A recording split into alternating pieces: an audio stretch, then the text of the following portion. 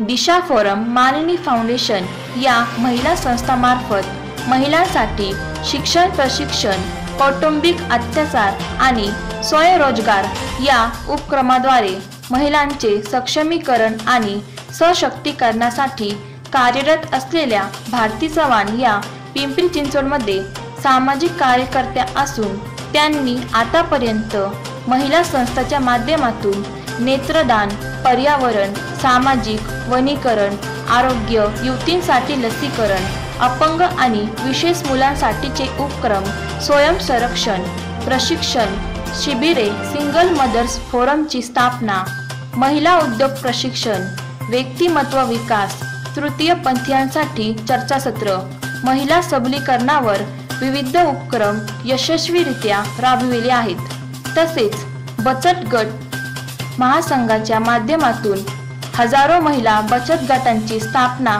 करून त्या तळागाळातील महिलांचे यशस्वी संघटन केले आहे।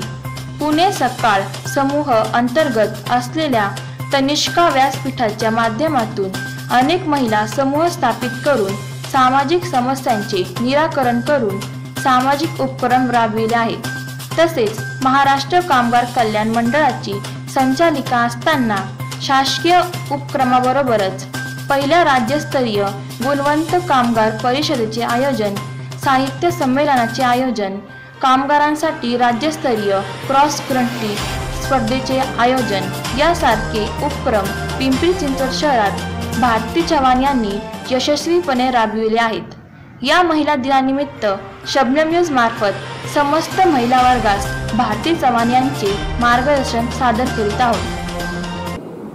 नमस्कार, भारती चव्हाण, मानिनी फाउंडेशनचे संस्थापक अध्यक्ष। आजच्या महिला दिनानिमित्त सर्व समस्त महिला भगिनींना, महिला सहकाऱ्यांना, महिला मैत्रिणींना महिला दिनाच्या हार्दिक हार्दिक शुभेच्छा।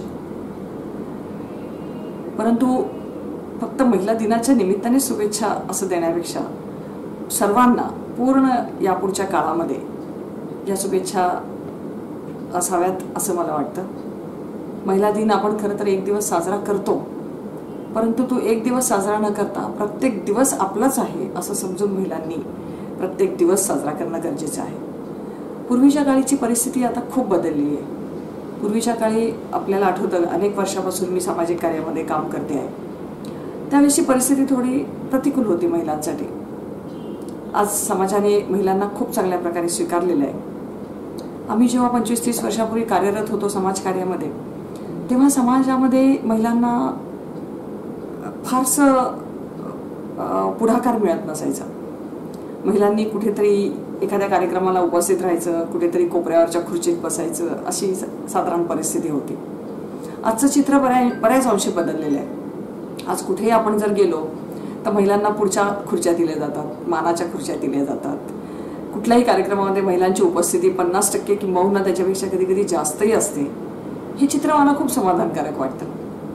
पूर्वी आम्हाला पुढे जाऊन बसायला सुद्धा मिळत नसायचं आणि आजचा हा झालेला सामाजिक बदल, ह्याच्यासाठी मी समाजातल्या सर्व घटकांना मनापासून धन्यवाद देते की त्यांनी महिलांना खऱ्या अर्थाने स्वीकारण्याची भूमिका घेतलेली आहे। मग मैत्रिणींनो, आपली पण जबाबदारी वाढते की आपल्याला जेव्हा समाज स्वीकारतो, जेव्हा आपल्याला संधी देतो, ह्या संधीचा आपण देखील योग्य प्रकारे त्याचा उपयोग घेतला पाहिजे। त्या संधीचं आपण सोनं केलं पाहिजे।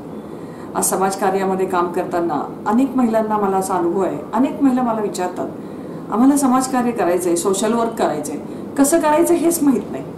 हा प्रश्न मला इतका खूप छोटा प्रश्न आहे, पण खूप मोठा अर्थ आहे या प्रश्नामध्ये की महिलांना समाजकार्य कसं करायचं हे माहिती नाही, किंबहुना थोडंसं अनुभवाचा अभाव याच्यामध्ये आहे की त्यांच्या मनामध्ये असं कुठेतरी न्यूनगंड आहे की समाजकार्य म्हणजे खूप मोठं काहीतरी, खूप अवघड काहीतरी, असं एकंदरीत काही महिलांशी बोलताना मला जाणवलं। ह्याच्यामध्ये अगदी अशिक्षित पासून सुशिक्षित महिलाही होत्या, काही डबल ग्रॅज्युएट होत्या, काही इंजिनियर होत्या। त्या म्हणाल्या, आम्हाला समाजकार्यामध्ये यायचंय, समाजकार्य करायचंय, पण कसं करायचं आम्हाला मार्गदर्शन करा। मी ते करत असल्यामुळे कदाचित मला सोपं वाटत असेल, पण मी पण त्यांना तेवढ्याच सोप्या भाषेमध्ये सांगितलं की समाजकार्य करणं खूप अवघड नाही आणि समाजकार्य करणं म्हणजे खूप काही मोठी गोष्ट नाही, खूप साधी आणि सिंपल गोष्ट आहे की एका महिलेला जरी दिवसभरात मदत केली चांगल्या भूमिकेतून तिला सहकार्य केलं तर ती देखील समाजसेवा आहे. समाजकार्य जर करायचं तर एका महिलेला मदत करावी एवढी भूमिका म्हणजे सुद्धा समाजकार्य. आणि दुसरी एक संकल्पना मी त्यांना अशी सांगितली की समाजकार्य म्हणजे फार मोठं काही नाही. आपण आपल्या स्वतःच्या वर्तुळाच्या बाहेर दुसऱ्याचा विचार करणं, दुसऱ्यासाठी काहीतरी कार्य करणं म्हणजे समाजकार्य. हे जेव्हा मी इतक्या सोप्या भाषेमध्ये माझ्या महिला भगिनींना, महिला सहकाऱ्यांना सांगते तेव्हा त्या एकदम फ्री होतात आणि मग म्हणतात सांगा आता आम्ही काय करायचं. मला खूप आनंद होतो की एवढ्या सोप्या भाषेतली संकल्पना त्यांना समजते आणि मग त्या समाजकार्यामध्ये उद्युक्त होतात काम करायला. आणि मला खरंच मनापासून असं वाटतं की सर्व महिलांनी आपल्या स्वतःच्या घर, कुटुंब ह्याच्या बाहेर पडून समाजासाठी काहीतरी योगदान, काहीतरी आपलं सहकार्य हे सतत करायला पाहिजे. आणि त्याच्यातून त्यांचा स्वतःचा अनुभव पण समृद्ध होतो. आपण दुसऱ्यासाठी काही केलं तर निश्चितच आपल्याला पण त्याच्यामध्ये माहिती असेल, अनुभव असेल, नॉलेज असेल, हे सगळं आपणही समृद्ध होत जातो. त्यामुळे ह्याच्यामध्ये तोटा काहीच नसतो. आणि बऱ्याच अंशी आता समाजकार्यामध्ये महिला अग्रगण्य आहेत. खूप महिला नेतृत्व समाजामध्ये तयार होत आहेत.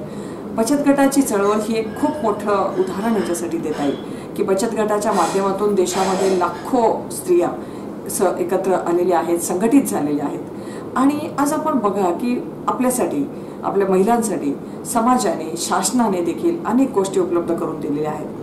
पण आपण पुढे झालं पाहिजे, हे त्यातला खूप महत्त्वाचा विषय आहे की समाजामध्ये महिलांना पूर्वीच्यासारखं स्थान खूप मोठ्या प्रमाणात दिलं गेलेलं आहे, मी आधीच नमूद केलेलं आहे.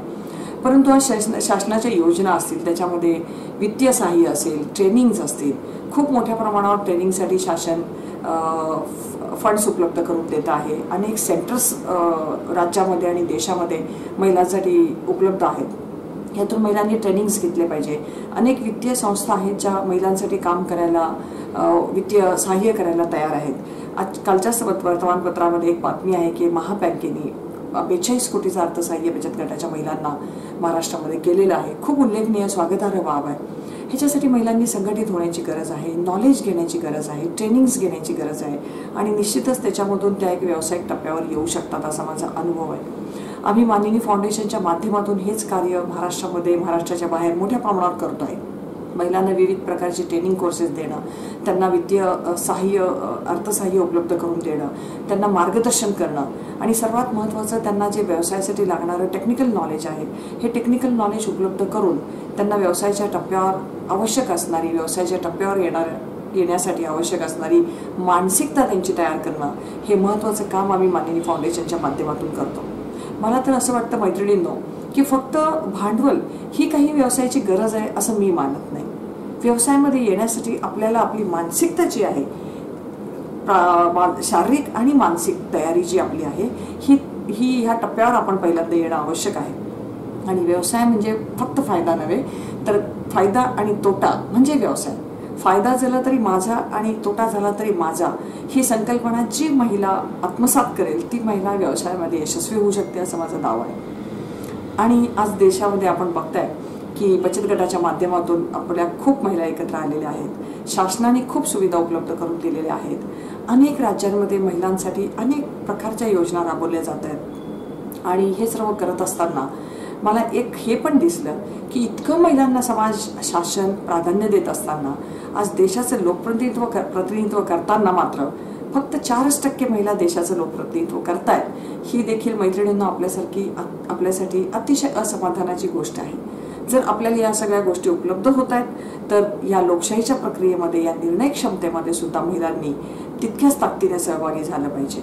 आणि किंबहुना समाजाने, मतदारांनी सुद्धा सामाजिक आणि राजकीय क्षेत्रात काम करणाऱ्या स्वतंत्र निर्णय क्षमता असलेल्या बुद्धीच्या महिलांना समाजाने प्राधान्य देऊन त्यांना निवडून आणून देण्याची गरज आहे. तर लोकशाहीमधलं आजचं हे जे विदारक चित्र आपल्यासमोर आहे की महिला लोकप्रतिनिधित्व आपल्याकडे नाहीये आणि महिला लोकप्रतिनिधित्व नसल्यामुळे आज इतर महिलांना त्या मानाने प्रतिनिधित्व मिळत नाही. महिलांच्या समस्या ह्या शासनापर्यंत पोहोचवण्यासाठी महिला प्रतिनिधींची नितांत गरज आहे. समाजाने देखील याचा विचार केला पाहिजे. चांगल्या महिला नेतृत्वांना पुढे येण्याची संधी दिली पाहिजे असं मला वाटतं. आजच्या ह्या महिला दिनाच्या माध्यमातून मला महिलांना पुन्हा एकच सांगावंसं वाटतं की आज समाजामध्ये थोडंसं विदारक चित्र महिलांच्या बाबतीत आपण बघतो की अन्याय, अत्याचार. आम्ही मानिनी फाउंडेशनच्या माध्यमातून खूप मोठ्या प्रमाणावर कौटुंबिक अत्याचारासाठी महिलांना सहकार्य करत असतो, मार्गदर्शन करत असतो. त्यात वेगवेगळ्या प्रकारचं सहकार्य आम्ही महिलांना करतो. पोलीस यंत्रणा असो, न्याय व्यवस्था असो, आणि सगळ्यात महत्त्वाचं त्यांची मानसिकता, काउन्सिलिंग करणं, हे मोठं काम आम्ही करतो. परंतु आम्ही किंवा माझ्यासारख्या अनेक महिला नेतृत्व, अनेक महिला संस्था महिलांसाठी हे काम करतायत समाजामध्ये कौटुंबिक अत्याचार दूर करण्याचं. पण माझं एक सर्वेक्षण असं आहे की हा महिला अत्याचाराचं प्रमाण कमी होताना काही दिसत नाही. कायद्याची अंमलबजावणी त्यासाठी अत्यंत कडक होणं गरजेचं आहे. आज महिला अत्याचाराचं प्रमाण असं नाही की फक्त झोपडपट्टीमध्ये आहे. महिला अत्याचाराचं प्रमाण हे जसं अशिक्षित महिलांसाठी आहे तेवढंच प्रमाणात सुशिक्षित महिलांना देखील महिला अत्याचाराला सामोरं जावं लागतं. हा आमचा अनुभव आहे. त्याचबरोबर समाजामध्ये आज आपण बघतो की अनेक प्रकारचे अत्याचार होत आहेत महिलांवर आणि हे महिलांना भोगावे लागत आहेत. हे सगळ्या गोष्टी जर दूर करायच्या असतील तर महिलांनी स्वतः सुशिक्षित होणं, संघटित होणं आणि वेगवेगळ्या महिला नेतृत्वांच्या सहकार्य घेऊन समाजामध्ये सामाजिक कार्यामध्ये कार्यरत होऊन स्वतःला सक्षम करणं, ही गोष्ट होण्याची खूप नितांत गरज मला वाटते. आजच्या या महिला दिनाच्या माध्यमातून आपण सर्वांनी मिळून एकच शपथ घेऊया की आजपासून मी माझ्या सहवासातल्या, माझ्या संपर्कातल्या एका तरी महिलेला मी आज मदत करेल, असा जर संकल्प आपण सर्व महिलांनी आजच्या या दिनी केला तर मला वाटत नाही की महिला सक्षम व्हायला किंवा महिला सक्षमीकरण व्हायला खूप कालावधी लागेल असं मला वाटत नाही. तर मैत्रिणींनो, आपण आजपासूनच सुरुवात करूया. आजपासून आपण आपल्या सहवासातल्या, आपल्या संपर्कातल्या एका तरी महिलेला मदत करण्याची भूमिका घेऊया, अशी अपेक्षा व्यक्त करते. धन्यवाद.